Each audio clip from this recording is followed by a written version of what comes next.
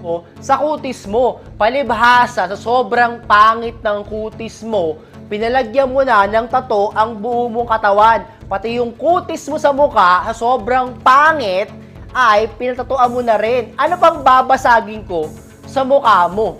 Paano ko pa makikita yung pasa sa mukha mo at sa katawan mo kung pinalagyan mo na ng mga tato?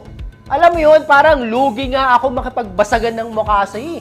Wala na akong babasagin sa'yo eh. Kasi sobrang pangit mo, pinatatuan mo na, so ano bang babasagin ko dyan? Napakalugi talaga ako. Kamusta mga idol? Here we go again, Mark Anthony TV. Please like and subscribe.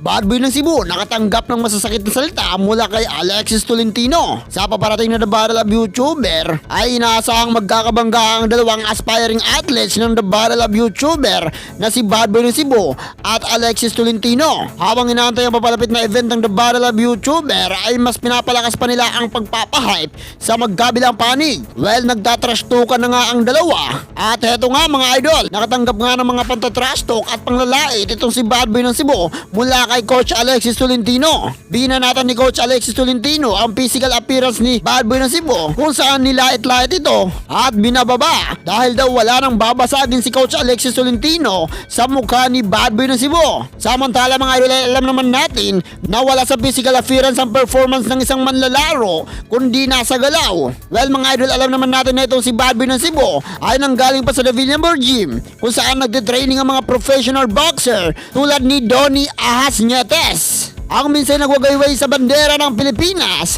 sa buong mundo. While mga idol ay pinagtitibayan niya at pinagbubutihan ni Bad Boy ng Cebu ang mga training dahil mas pinaghahandaan pa nga nito ang paparating na laban sa The Battle of YouTuber. At talagang ito ay kaabang-abang kung sakasakaling matutuloy nga ang The Battle of YouTuber Season 3 dahil talaga nga namang naggagalingan ang mga kalaok ng The Battle of YouTuber Mapaluzon, Visayas at Mindanao. Sino kaya ang mananaig sa mga magkabilang pulo ng Pilipinas? Panoorin natin ang video na ito.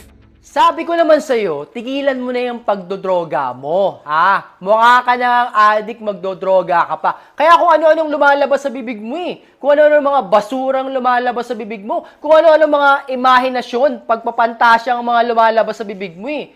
Tigilan mo na kasi ang pagsinghot ng katol. Hindi yan sinisinghot. Yan ay ginagamit pampatay ng lamok. Kaya kung ano-anong basura ang lumalabas sa bibig mo, kung ano-ano ang pinagsasabi mo na hindi namang totoo. At saka ako, sabihan mo ko na para akong bakla sa buhok ko, para sabihin ko sa'yo, maalaga lang ako sa katawan ko.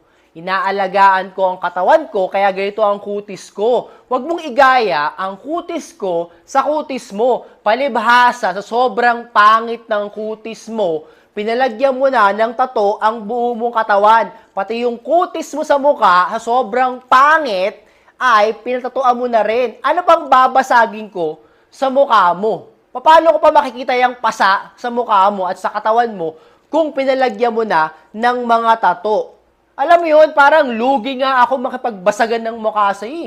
Wala na akong babasagin sa'yo eh. Kasi sobrang pangit mo, pinatatuan mo na, so ano bang babasagin ko dyan? Napakalugi talaga ako. Pero kahit pa ganun, ay babasagin ko pa rin yung mukha mo. Kaya siguraduhin mo na tumigil ka na sa pagsinghot ng katol. Kasi pag suminghot ka ng katol, magiging sabog ka. Hindi mo mararamdaman yung suntok na ipapakawalan ko at tatama sa mukha mo. Ha? At saka dapat sa'yo, hindi na bad boy ng Cebu eh. Kasi sobra kang taba, mataba ka, masyado kang madaming taba sa katawan. Ang dapat sa'yo, bad boy ng Cebu. Yan, di ba? Mas bagay yan. Bad boy ng Cebu. Kasi masebo ang katawan. Nakakadiri yung katawan mo, masebo. Pagkatapos yung balat mo, nakakadiri, pinalagyan mo na maraming tato. So alam mo yan, nakakaawa yung balat mo eh. So dapat hinaalagaan mo yan. Tsaka yung buko, naiinggit ka na naman sa buko. Kung ano naman pinagsasabi mo sa buko, para sabihin ko sa'yo, mamahaling pamada ang nilalagay ko dyan. Ha? Yan ang mga buhok ng superhero. Palibasa kasi wala ka ng buhok. Ano ba pinaggagawa mo dyan sa ulo mo? Wala nang tumubong buhok dyan. Kaya naman pala pinatatuan mo yung buhok mo kasi wala nang tumutubo. Kaya pala yung anit mo, pinalagyan mo ng tato. Inggit ka lang sa buhok ko kasi ang buhok ko makapal. Ikaw, nakakalbo na. Ilan taon ka na ba? Bakit nakakalbo ka na? Mukhang Nagme-menopause ka na yata ah. Naku, patay tayo dyan. Paano ka tatagal sa laban yan?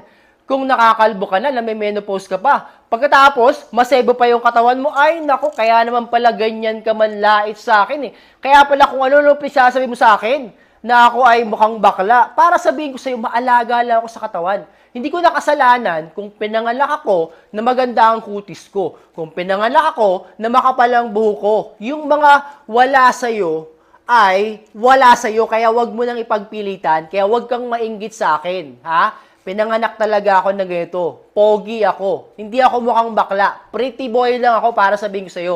Yan yung mga taong nanlalait. Nanlalait dahil wala sa kanila yung mga nakikita nila sa ibang tao. Kaya tigilan mo na yung pag-a-addict mo, ha? Ikaw na rin mismo nagsabi, nung kabataan mo ay nag-a-addict ka. So sana naman nagbago ka na. Ha? Nagbago ka na ng buhay kasi gusto ko sa laban natin, ikaw ay hindi nakadroga. Ha? Kasi ayoko nasabog ka. Katulad sinabi ko sa iyo, pag sabog ka, hindi mo mararamdaman yung mga suntok na papakawalan ko. Kaya gusto ko nasa tamang pag-iisip ka para alam mo kung ano yung tatama sa iyo. Tsaka tigil-tigilan mo na yung pang-aasar sa akin. Ha? Hindi ako naasar sa mga pinagsasabi mo. Ha? Ako bakla? Pwede ba ang dami kong chicks? Ako bakla. Ikaw, may chicks ka ba?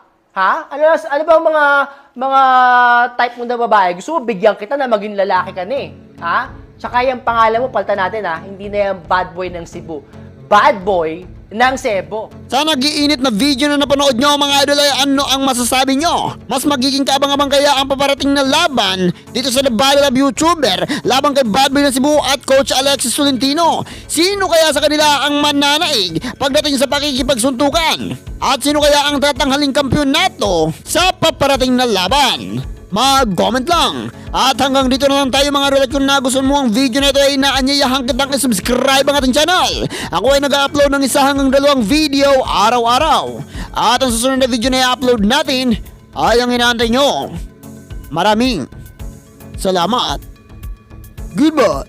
Sa'yo, sa malaking katawan, tapos bakla naman. Sinasabi mo na, na adik ako. Siyempre, noong mga kabataan ko, adik ako kasi lumalaki ako sa sa Kaliba, yung mga kaibigan ko kahit saan pumunta. Mga kaibigan ko kasi manong mga kabataan ako, mga tunay na lalaki at saka tunay na lalaki din ako. Kaya naranasan ko yung mga yung mga bisyo dati, yung mga pinagbabawal.